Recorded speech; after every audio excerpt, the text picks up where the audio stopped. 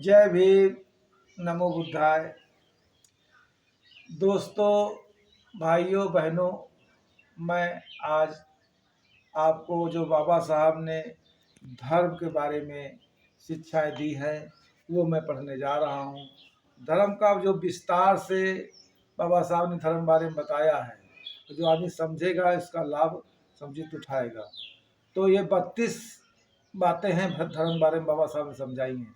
32 बातें हैं, मैं आपको ये सुनाने जा रहा हूँ। धर्म। सभी मनुष्य एक ही मिट्टी के बने हुए हैं और उन्हें यह अधिकार है कि वे अपने साथ अच्छे व्यवहार की मांग करें। मैंने संविधान में दलितों को अधिकार देकर ब्राह्मणवाद को नष्ट करने का प्रयत्न किया है तथा दलितों को वोट का अधिकार दिलाकर अपने जीवन की सबसे महत्वपूर्ण लड़ाई जीती है। हम दो शत्रुओं से लड़ाई लड़नी है। हमें दो शत्रुओं से लड़ाई लड़नी है। उनमें एक है ब्राह्मणवाद और दूसरा है पूंजीवाद। अवतारवाद, स्वर्ग नरक, भाग्य, भगवान, पुनर्जन्म सब काल्पनिक है। हमें इन्हें नहीं मानना चाहिए। हिंदू धर्म और जाति प्रथा से पूंजीवाद को बढ़ावा मिलता है। जब हिंदुओं को वेद चाहिए थे तो वे वेद व्यास के पास गए, और जब उन्हें महाकाव्य चाहिए थे तो वे वाल्मीकि के पास गए जो कि अछूत थे, और अब उन्हें संविधान चाहिए था तो मेरे पास आए। मैंने आपके लिए मकान का निर्माण कर दिया है। अब यह आपकी जिम्मेदारी है कि आप इसे अच्छी दशा में बनाए रखें। दुख निवारण के लिए बौद्ध धर्म का मार्ग ही सुरक्षित मार्ग है। बौद्ध धर्म पूर्णतः भारतीय है और गौतम बुद्ध न केवल भारत के उद्धारक थे बल्कि संपूर्ण मानवता के उन्नायक थे। धर्म का ध्येय इंसान और भगवान के बीच संबंध न होकर इंसान के बीच अच्छे संबंध स्थापित करना होना चाहिए। ब्राह्मणों द्वारा बनाए गए 4 वर्णों का गहराई से अध्ययन करने से हम इस नतीजे पर पहुंचते हैं कि वे व्यवहारिक नहीं हैं बल्कि पूर्ण रूप से असफल हैं। हिंदू नाम विदेशी है और हिंदू धर्म पाखंड है। हिंदू धर्म ग्रंथ सूत्रों व छूतों के शोषण के मूल है। भाग्यवाद मनुष्य को दब्बू, कमजोर और बुजदिल बनाता है। अंधविश्वास और असमानता ब्राह्मणवाद के आधार हैं। जो धर्म जन्म से एक को श्रेष्ठ और दूसरे को नीच बनाए रखे वह धर्म नहीं, गुलाम बनाए रखने का षड्यंत्र है।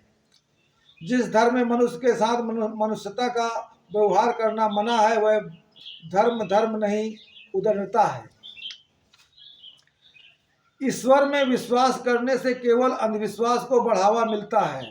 उसी से पूजा पाठ की उत्पत्ति होती है। पूजा पाठ से पुजारियों का वर्ग उत्पन्न होता है जो अंधविश्वासों को जन्म देता है। यह वर्ग समाज की सम्यक दृष्टि को नष्ट करता है।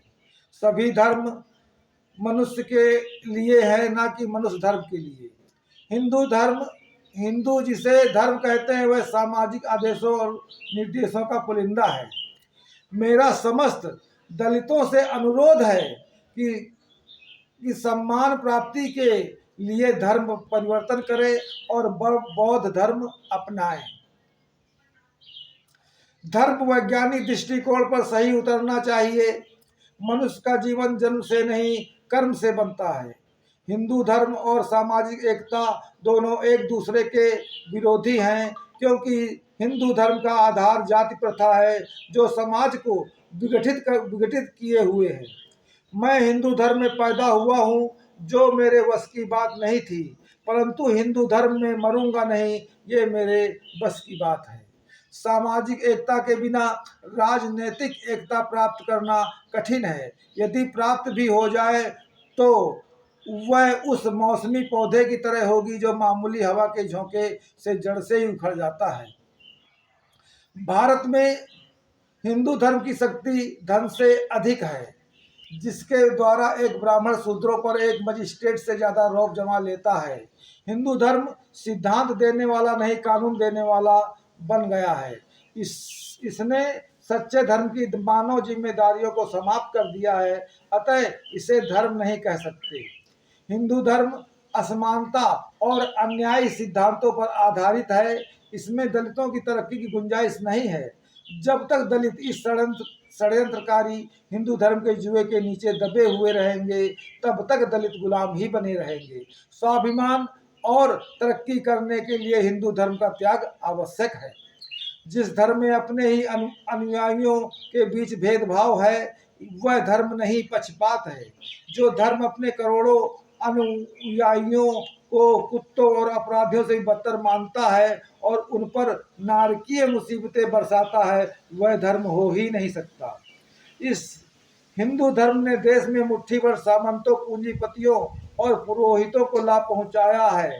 देश के व्यक्ति को तो इसने अधिकार विहीन, पतित व गुलाम बनाकर रखा हुआ है।